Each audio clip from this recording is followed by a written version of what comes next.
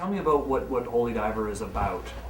Well, Holy Diver actually is a really kind of religious song. I mean, it's once again based from a religious attitude. I have a tendency to do that a lot too, because I think that, especially the religion that I grew up with, Catholicism, has gotten itself so far behind the current current method of healing, because it's so steeped in the past, that I've always had to go at them for really teaching by fear more than teaching by love. Of course they teach by love too, but I was always afraid as a kid of the nuns, you know, the big penguins that were going to like smack you in the head with a ruler, which is what they always did anyway. Or the fact that, you know, if you do something wrong, you're going to go to hell, and you know, you're going to suffer terribly. And I'm, whoa, I mean, give me a break here. What's going on? Here's your God. He's that man nailed up on a cross there. You know, oh my God. Again, it was so much more by fear that I just really divorced myself from most of those attitudes. So anyway, the song Holy Diver is really about a Christ figure who on another place, not Earth, has done exactly the same as we've apparently experienced, or supposed to have experienced on Earth, dying for the sins of man so that man could start again and be cleansed and do it properly. So the same thing happened on this other far distant planet. And all the people on this planet are saying to him, you know, they're calling him the Holy Diver. Holy Diver because he's about to go to another place, to another planet, another world, to do what he did on this place, save people from their sins, or absolve them from their sins by having himself killed. And the people are saying to him, "Don't go, no." There's, you know, innuendos of tigers and stripes and, you know, hearts and being eaten and you'll die. And it was meant to be, it was meant to show just how selfish humanity is. That this one form of humanity on this one world said, no, don't go down there and save anybody else. Stay here. We need you. You're ours. That's what that was about. We're talking about religion, and we've talked to people about religion on this journey, and about Christianity and about Satanism. And Satanism, as you know, has run through metal music, or at least satanic imagery. And we were in Norway, where a lot of these bands take this stuff very seriously, to the point where they burned down churches, and there's been murders and in that scene. I'm interested to get your perspective on the satanic content in metal, and also how religion has played a part in the music that you've made. Well, once again, religion has played a part in my music more from a dissatisfaction, a discontented kind of view, and that I believe that any religion is a great religion because it gives people the strength, some people the strength to go on. They have to have faith, and they believe that the ultimate goal of reaching nirvana or heaven is because they'll be good people. Hey, can't ask for more than that. That's great. Religion should be teaching love, and it should be teaching that that there is something probably higher than we are out there, so to lessen our sense of importance.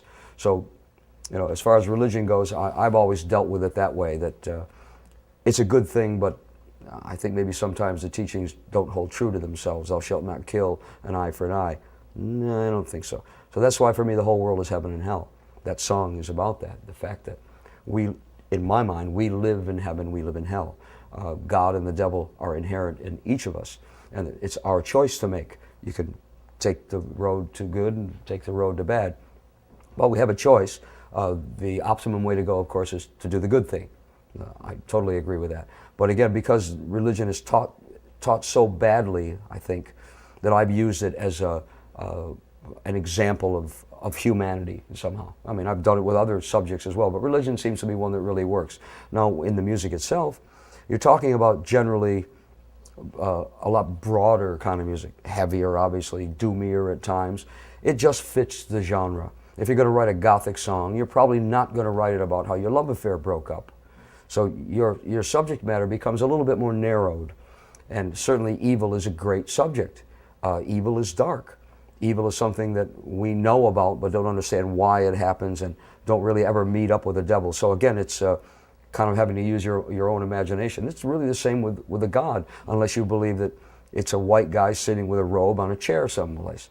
You know, obviously it could be an Asian guy doing that, or it could be a woman, or it could be whatever. You know, we don't know these things, so it's good. It lets us use our imagination a little bit. But the themes around evil are just so much more cognizant to the music that we make because of minor keys, because minor keys are so prevalent in most metal music. It's hard to write a song in an entire minor key and talk about, you know, nice things. It just is. So it's a vehicle. It's a good vehicle. In my case, I've done it differently. I've always tried to be someone who has warned people about the fact that there is good and there is evil, and you have a choice, and your best choice is probably not to be evil. This is what evil can do to you. This is what evil has done to the people that I know. Depends on your perspective of evil, though. You know, I mean, drugs are evil. You know, too much indulgence in bad things is evil. Hanging around with evil people is going to beget you to be an evil person. These are the themes that I've tried to deal with in a darker way. Not to say that the devil's lurking around the corner. I'm not one of those who goes to that kind of extreme. I think that has been a problem, that people have taken metal music to that extreme socially. I have tried never to do that. Because of course we have the satanic phenomenon, and the fact that a lot of metal bands have aligned themselves very closely with evil, or with Satan, and what Satan represents. It's a symbolism too, isn't it? I mean, it's a great symbolism for what they're trying to portray. But what do you think then about that satanic element in metal? Well, I'm not a Satanist, so therefore, I guess I'll have to give them the right to have their religious belief, because that's what that will be. I mean, really, it's like witches at the end of the day. I mean, witches are normally pretty good people, and you know, you only get the satanic end of it that happens that way. Just hang on, Ronnie. Yeah, sure. Flip the mag. And What's this called? Slate. Slate. When I apply for the patent, I want to make sure that the slate. Oh. See, and I'll change this part from the black and white thing to something a little bit more evil. Just flip them around. Start with white and black. There you go. That's it. Yeah, that's right. Drag it. Let me drag it up here. It'll be perfect. Yeah. Black And you open it, flames come out. Black and red. Mark it. So, Ronnie, just continue with your thoughts on the satanic content of heavy metal. Okay, again, you know, from my perspective, it's always been a warning about it. Look, there's evil, a lot of evil out there in the world. In case you don't know that yet, there's a lot of evil in the world. So that's really the way I deal with it. Others, again, go to the extremes and feel that the symbolism, which is incredible for artwork, for stage presentation, it goes well with black leather and chains and all those kind of things, with lights and pyrotechnics. It's just a perfect medium for it. I mean, darkness and then therefore, I guess, evil is a great medium for this. It's a great petri dish, but it doesn't necessarily mean that you have to go to those extremes where people are, you know, joining the neo-Nazi party and burning synagogues and burning churches or whatever it may be. That I have no time for at all. But I mean, I think it's just because it's again so not known that you can almost say anything you need to. You know, we all know about good. Love and be good to your neighbor, but we don't really know what the devil's doing. We don't know what's happening where he's hanging out. You know, is he there with a slate going, okay, roll him, time to burn another witch somewhere. We don't know anything like that. So you have so much more freedom to create lyrically things. Musically, you know, minor keys are minor keys and rhythms are rhythms, but obviously you must be alluding more to what the subject matter is, because if you're speaking about how Satan is the coolest guy on the face of the planet, then, you know, that's what you've decided to do. But yeah. So obviously there's a line with you. You think when kids get around to actually burning churches like they have in Norway and feel very serious about this stuff and actually want to make some kind of broader statement. I mean, we talked to a guy who did burn one of these churches. Mm-hmm. You know, he wants to make a statement. He feels that Christianity in his country has been a terrible, terrible thing that has ruined their society. So they feel quite passionate about this. But you're saying that's taking it too far. Oh, of course it is. I mean, that's taken to the point of idiocy. You know, it really is. I mean, we talked earlier about, you know, metal and violence. I mean, you can't get any more violent than that. I mean, what if someone was inside that church? Maybe there were, I don't know.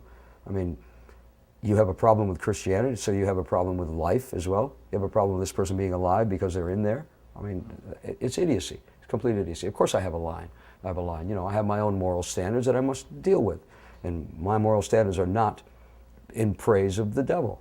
They aren't. You know, and if that puts anybody off about what I've done in my life, you know, there you go. Hey, I was in Black Sabbath. It's pretty hard to shed that cloak, because we as a band never, ever in interviews would say, no, we're not evil. No, we wouldn't do those kind of things. No, no, no way. And when you don't defend yourself and you let people make their own judgments as to what you are, especially with a name like Black Sabbath, then you're going to be painted with that paintbrush and you're going to have to wear it.